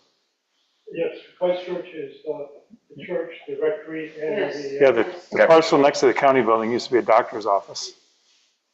And then you have the Christ Church parcel, and then with that house, which I think is now daycare. Yeah, so you have an oddity where you go R1B, R2 with the county facility on the new map, R1A with the 2 stacked for Christ Church, and then downtown across the street, all in every direction across the street. We've got to take probably a look at that one then on mapping, maybe, because that is an unusual one for sure. And again, it's not a question of shopping for an individual parcel here. There's a bouncing around, so there's no continuity going on there. That is unusual. Okay, we'll take a look at that then. In like a commercial, I'd be up for implementing some kind of a brightness standard or lumens and time of day. Not even so much time of day, duration of flash. You know, if you want to have a message that changes every 20 minutes. What are you doing tomorrow morning? Me? Yeah, you. I'm around. Can you research standards in other jurisdictions that might fit for, especially more historic type communities? Yep. To see how they kind of met the middle on something like this. Maybe scrolling versus flashing. Yeah. Because again, we are not the first community to have this kind of problem. Okay, downtown district screening of operational open lots. This is Bernadette raising it. This is the kind of open lot on Milton Avenue question. Again, board decision, add screening standards for operational open lots in the downtown district, handled through existing site plan review and code enforcement, or defer are the options essentially. Bernadette raised that tarping on fencing in the downtown district gives the impression of abandoned and littered lots and undermines neighboring businesses. If adopted, acceptable materials should include decorative iron fencing and chain link with privacy screening inserts. Bare tarping on fencing should be prohibited. Limited to downtown district and arguably gateway district, not a village-wide rule necessarily. She's right. There's no doubt she's right. It's a question of how do you sort of police this one through your zoning code. Madam Attorney, what do you think on something like that? I think I'm looking at a older You might be. chart, because I don't have this that far. You know what? I got you. I'm not gonna look right with actual links. I'm sorry. There you go. So there's a blank lot essentially between major buildings on Milton Avenue that they tried to force code enforcement of obscuring the appearance of what's going on behind the fencing. That has fallen off since 23. And we're kind of looking at this like, what do you do in a situation like this? How do you prevent it from happening in the first place? Generally, it's through site plan, code enforcement. So she's asking, go back here a sec.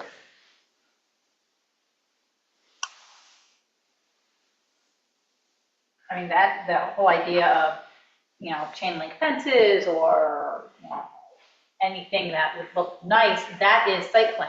Okay, so I think her mentality is that I can't speak for her 100%, so I'm going to try to, I think where she's going for this.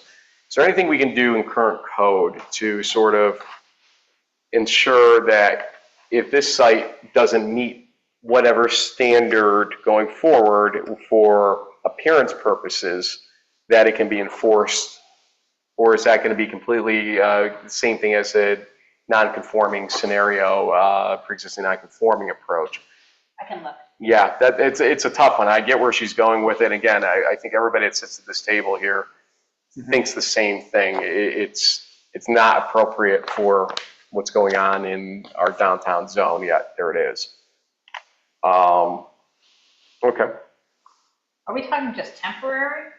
It's been that way for a few Yeah, years. this is as permanent, temporary. It's been that way for several years. Yeah. Folks. Looks like Couple more left here.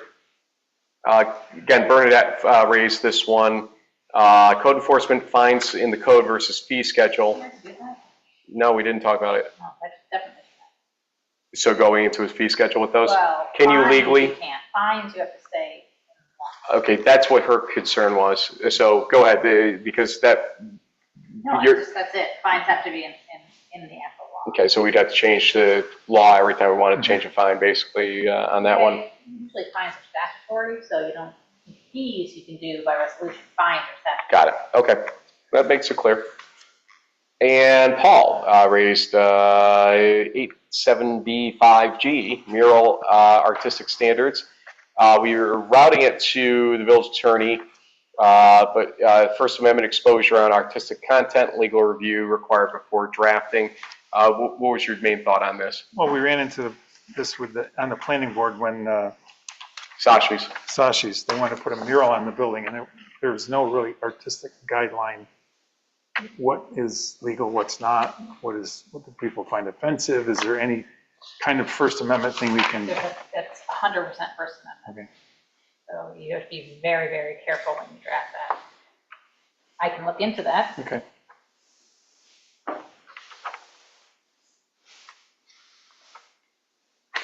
Okay, listing off things that seem to have either unanimous thoughts on or not, besides the basic stuff we were talking about earlier. Highway versus gateway business name, gateway district is preferred, so we've got to make sure that carries throughout. There's an Article 11 numbering convention, adopt the body's contiguous 11.1 through 11.9 scheme, and the table of contents. 4.6 placement. Option A, move the cluster development from 5.3D to 4.6 with restart numbering.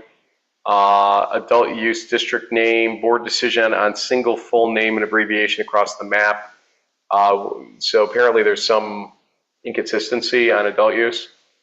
Just the adult use district. Okay, just make sure it's there consistent, yep. Chris and I will go through and make sure everything's consistent. Yeah, historic district apparently has the same issue in the naming sometimes. R2S appendix, there's things raised on that, I guess.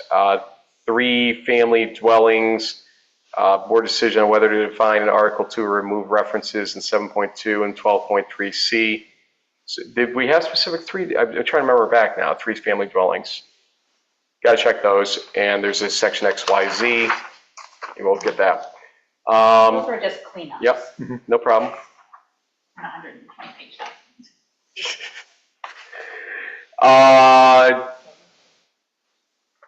Are you comfortable with everything? I'll review all that. Yep. Let's see. So process and timing aims here. Consultant to deliver the next final draft incorporating all items we are discussing here, plus the village attorney's language.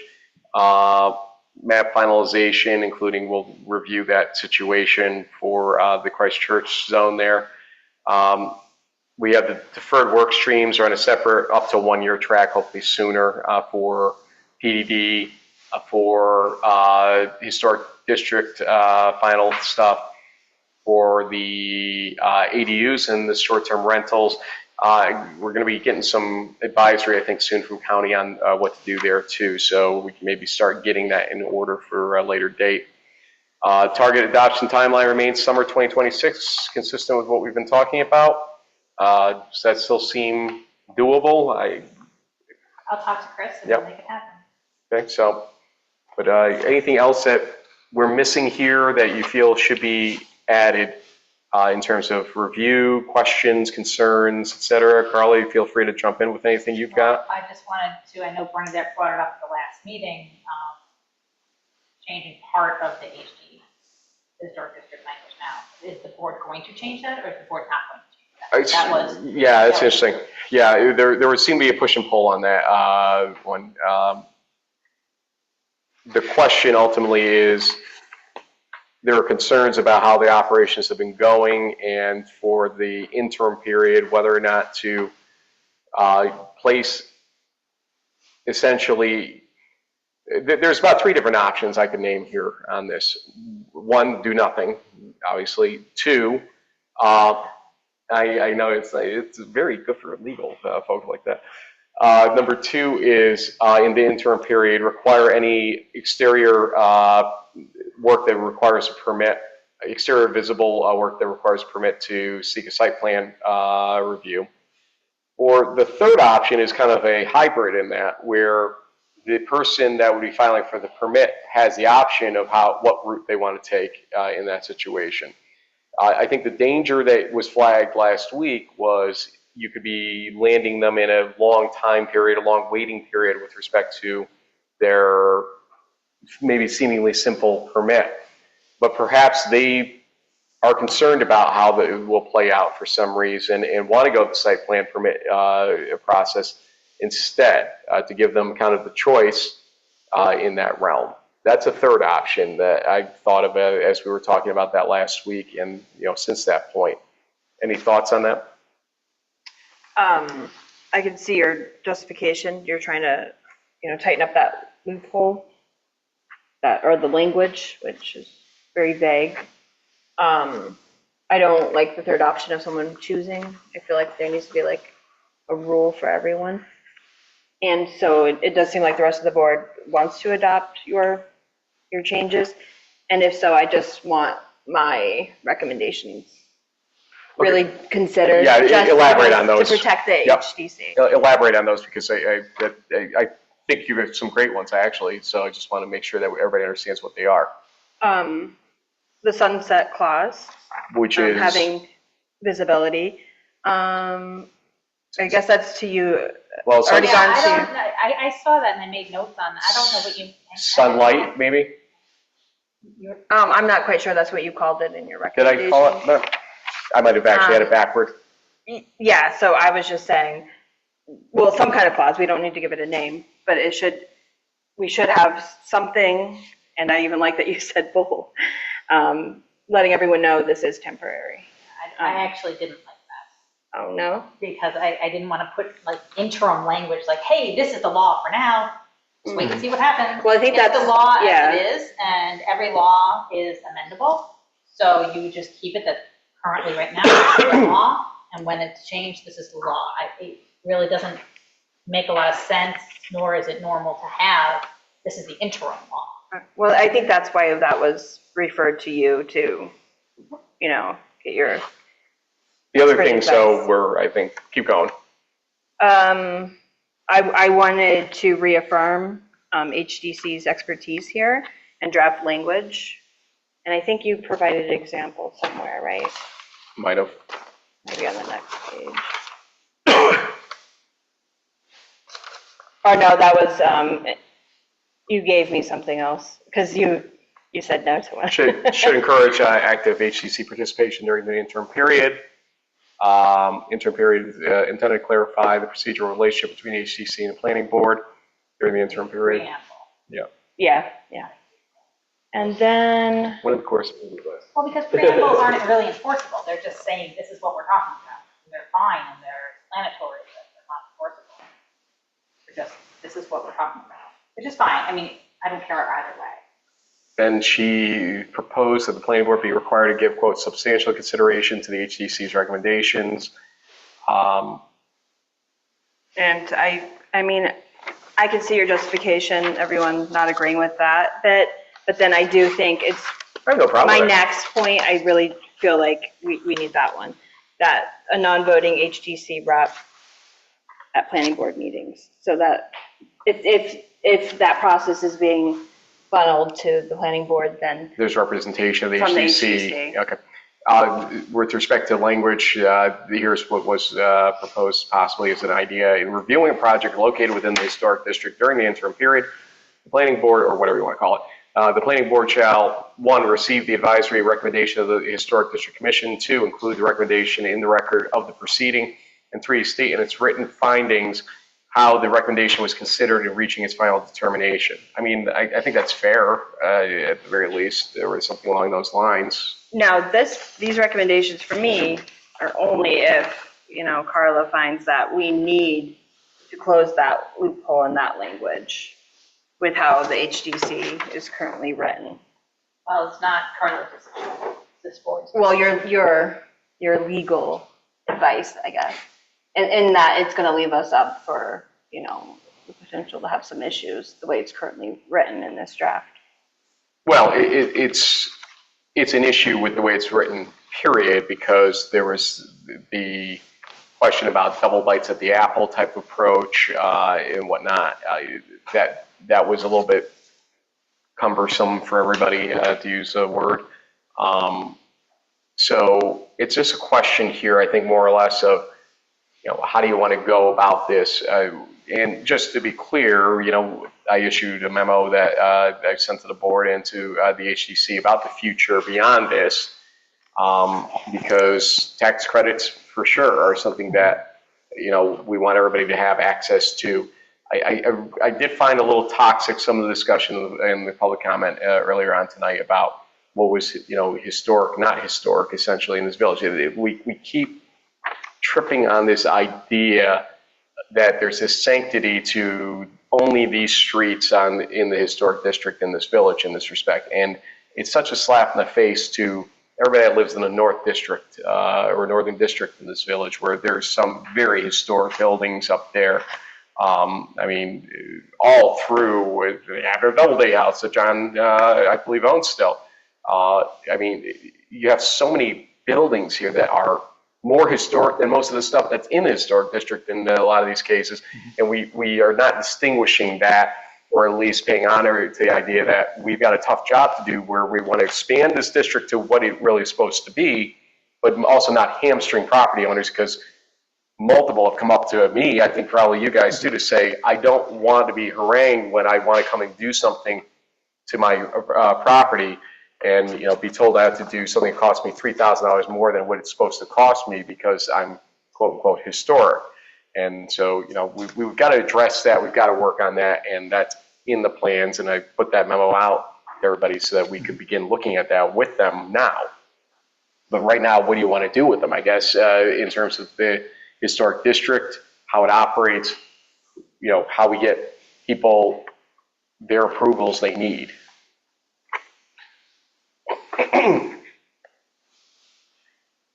Again, I just want to protect them of it and ensuring that they feel like they have a say in this process and they know that they're valued, volunteers here in the community, and in the interim until we are able to get this, their piece at least written in a way that's good for everyone. Do you want to give them the first attempt to work with an applicant, and then if it goes south for some reason, then create an appeal mechanism through the planning board in that process? Would that be a way to sort of? I think that would be better than cutting them out altogether, for sure. What do you think?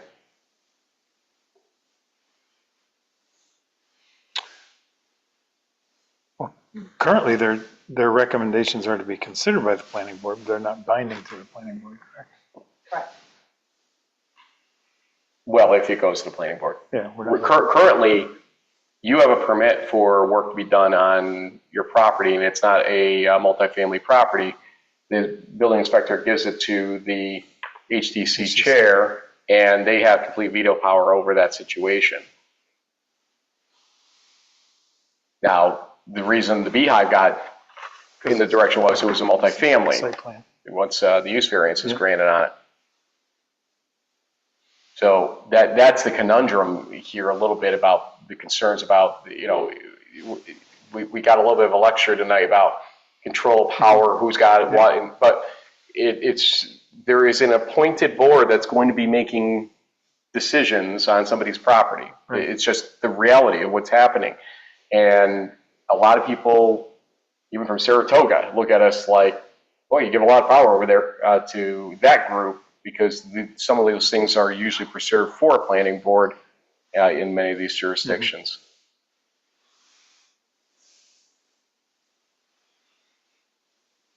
Mary? It's tough.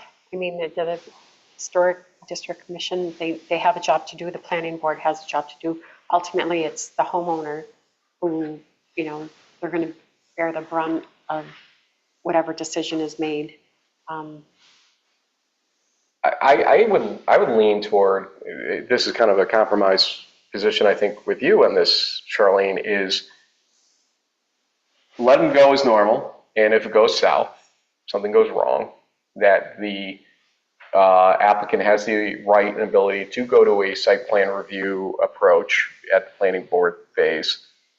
Clarify that once the planning board makes a decision and it permits to be pulled, if it goes in their favor, that the Historic District Commission does not get, this is just to clarify to avoid the problem that almost existed last time on the Beehive, that the code is not intending to give them a new veto power on pulling that permit once they have a planning board approval at that point. So Historic District Commission still does what they normally do. Hopefully they can work it out with the applicant with no problems. But if they really reach a no-win situation and they feel they can do better for some reason with the planning board, they go to the planning board and they take the risk that it still fails there. But all the things you're talking about, the planning board shall receive advisory recommendation of the Historic District Commission, include the recommendation of the record of the proceeding, state in its written findings how the recommendation was considered in reaching its determination. That stuff would all, I think, be fair to put in it. But again, to clarify roles, responsibilities at different phases of this, and to not write them out entirely, to make sure they're represented in front of the planning board, like you said, to have a member in front of the planning board if it went that route in a historic district permit seeking scenario or approval seeking scenario. Does that make more sense than just writing them out? Yeah, no, I prefer not writing them out.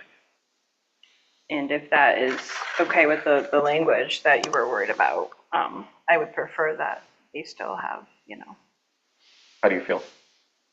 I think that's a decent way to handle it. There's some mechanism they can use to try and get around it or get a second opinion on it.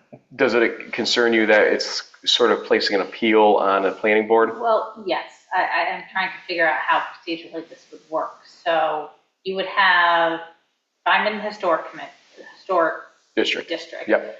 I go to the planning. You go to the building inspector. Go to the building inspector. He says, you got to bring this to John's group. I'm just calling it John's group right now. And then the historic commission makes its recommendations, its decisions, it sits down within the 15 days it's required to. My concern is if the folks don't like what they say, they're now appealing that to the planning board. And the planning board doesn't have appellate authority. So I think, I'm not sure how you get there. And that kind of goes into what folks were saying earlier. It's kind of forum shopping. Do I want to go to the historic commission or do I want to go to the planning board?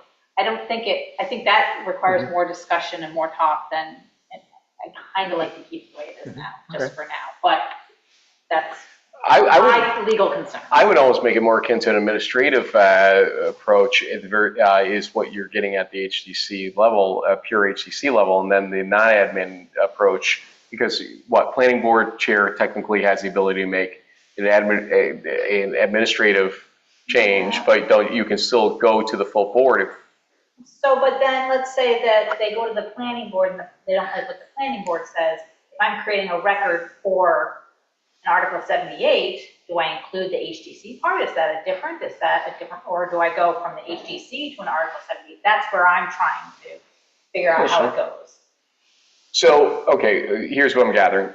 We like the idea generally, if we can accomplish it legally, of sort of allowing a quasi second opinion approach on it with the planning board, but we've got to check to see what the merits are in the law with it. And Chris may actually approve basis, who knows? So let's see where we go with it then. Or, I also interject, we will not be meeting until the 28th. But it will be on the agenda, so we have, I think the Historic District Commission should be part of this. So what were you about to say before you were oh, I was gonna say, if, to her point, just keeping everything the same and tightening up the language that you're worried about, so none of this stuff would even matter. I'm trying to find where you posted about the language. Not to get this meeting going so far, no, we're all feeling a little You're talking about this tonight. weekend's thing? I'm just saying. I know, I'm trust me, I think I've got a migraine right now. Or we can revisit this later. I'm getting a little tired, but you were worried about. Come on, you wrote it. You're talking about my post this weekend? I think it might have been last week. I'm not quite sure. The language and specifically you were worried about. Well, the language I was worried about especially is the stuff that led to almost an Article 78 situation, et cetera, by the HDC itself, because they felt they had the second bite of the apple when it's in front of the planning board. And that was not ever considered as the reality of how you handle that. Just because now you're pulling the permit does not mean they would get another review in that situation. So that's always been a major concern. That has to be clarified at the very least, so that nobody goes to court or tries to go to court on it at the very least. It might have been in your report here. That's why I'm not finding it. Okay, so I don't know. So anyway, this is something we can revisit, yeah. but. I am curious though on that question though, generally about whether or not it's considered an appeal per se or a legal. I'm very curious as to how that functions now that we've even went there. Well, to me, it's an appeal. They don't like what they got from the HDC, so they go to the planning board instead. Right, but it depends on how you write the function of the HDC too, I think, in that realm. So that's what I'm saying. If you make it purely administrative, I don't know. So that's why let's look at that. I'm just curious to see just general, and I think it's an interesting split the baby approach, to be honest with you. Maybe even something to be used down the line. Who knows? Again, this is not intended to be permanent. There's a lot of stuff that we'd like to work with them on with respect to the National Historic Registry, which is what enables the tax credits, and also maybe putting some village money there as well. So we'll look at that. Besides HGC, anything else that you want to flag or question, or that you want to bring up? You're telling me the Gordon Creek thing, I don't have to deal with that. I don't think so. Mary had withdrawn that. Yes. I yelled Frank there. Sorry about that. I was like, don't blame me. Blame Mary. No, so, okay. I think that's it for that then. Good? Mm-hmm. So moving forward, the idea is that I have all these notes. I'll be in touch with Chris, and we're already in touch today. We'll be in touch again tomorrow to get this and to work on the language, provide it to the board for you to look at it look at it for the next meeting. Then if the board is comfortable with it, then at the next meeting, say this is the final, we're sending this to the county. If not, that's okay. And then we just bump it to the first meeting in June.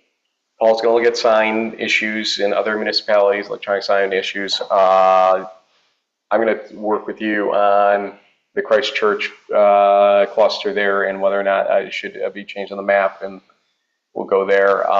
And also work with you on just that last question we were just talking about. I'll research that. Sounds good. It's 3.2. 3.2. Yeah, which one? Page 7. Page 7. There's a title. But there's so many different files he sent. which, by the way, I appreciated you putting it all together for us. The memo, mayor's recommended amendments. The zoning code draft, it's Last 3.2. one. We don't need to do it now, but I'm just saying for her reference, to look at that. So if that language could be tightened up, we can just maybe leave it. No, you're talking about mine? Yeah. What the current draft provides, is that Yeah. the topic? Yeah. That's where the language we were concerned about is. Just talking about. Section 11.9G. It's all in the file. Yes, Yeah. yes. I can resend you. No, it's all in the shared file. Oh, yeah, that's right. You had put it I there. know you're just taking good notes. So let you know before I forget. Better earn my paycheck. Like you don't always. Like you do. Oh, wow, thanks. Okay, I believe we are at that point where we said we're punting new business, public comment on any issue, 3 minutes. Again, if you're on Zoom, now it's time to raise your hand. Carolyn.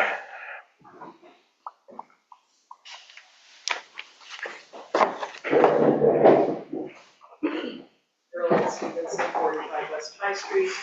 It was helpful to hear the discussion and see everybody's viewpoints. Somewhat disappointed that a year ago, there had been a decision that I thought the board had decided to leave the current draft language in the historic district section of the draft code as is, with the hopes of creating some stability and then moving forward in the future with the development of a model preservation ordinance. So I'm still not clear if we're moving in that direction or not, but a couple of points I'd like to make.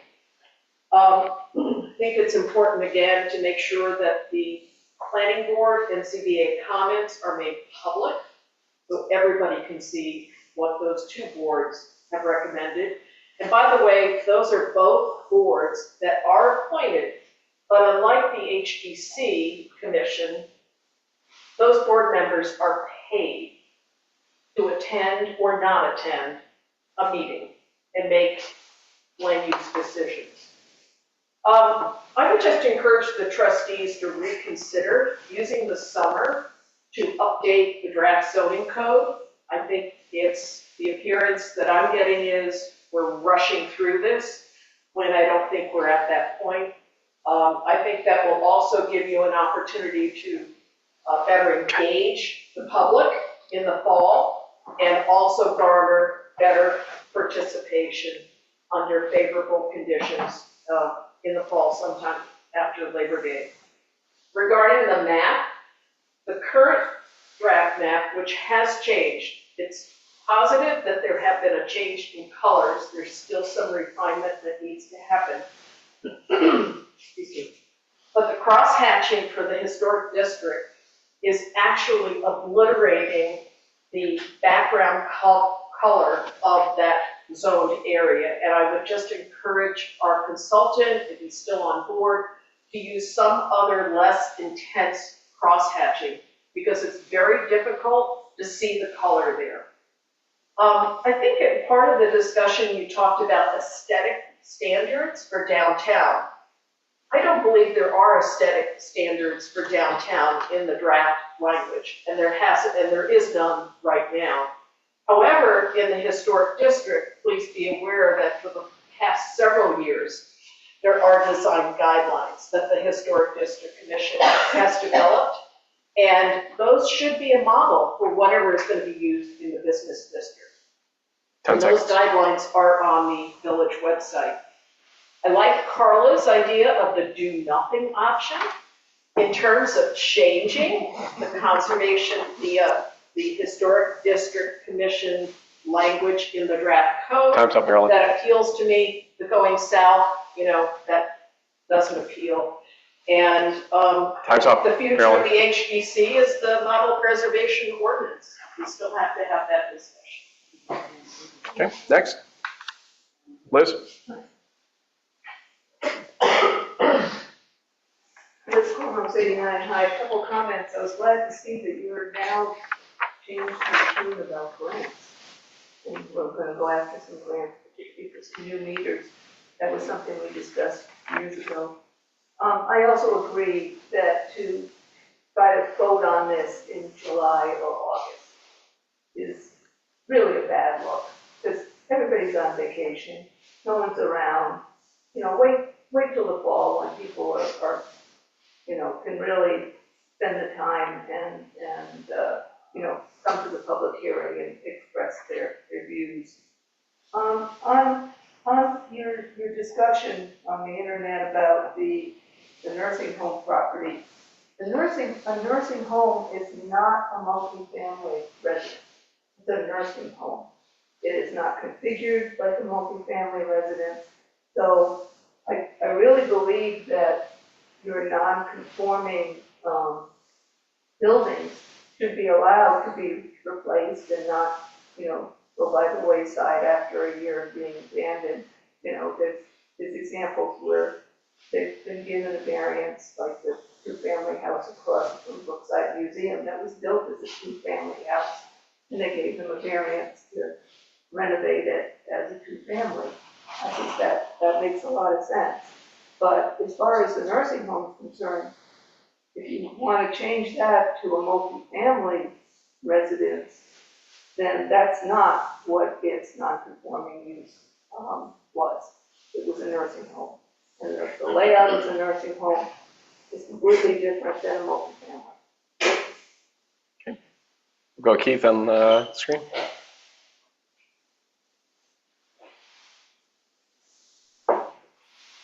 Keith Lewis, 38 East High Street. I'd like to place something on the record that I believe this board and the public needs to hear. On April 25th, while I was lawfully circulating nominating petitions on a public street, a constitutionally protected activity, I was photographed without my knowledge or permission. That photograph was taken from a distance by a camera in a fixed elevated position. It was then transmitted to others, including the candidate I was supporting, along with a message that my involvement in the campaign was unwelcome and that there would be consequences for that candidate if I continued to participate. This occurred while the village and I have pending litigation before Saratoga County Supreme Court. I've filed a FOIL request seeking communications from village officials on the dates in question, and I'm asking each of you on this board tonight, on the official record, are you aware of any effort by any village official or anyone acting on behalf of one to surveil, photograph, or coordinate pressure against residents engaged in protected political activity? And if so, does this board endorse that conduct? Circulating petitions is a constitutional right. Coordinating pressure to suppress that right is a federal civil rights violation. I'm raising this here tonight because this board has the ability to address it and prevent escalation. Silence on the matter will be part of the record. Thank you. Thank you. Up next, John.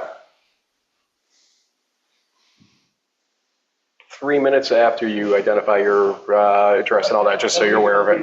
No, I hate cutting you off. That's why I'll give you like a hand signal instead of cutting you off like that, okay? I'm just finishing for the record because I passed out the. That's fine. The last two paragraphs, certain village officials think their role as representative of the police department to articulate what they want.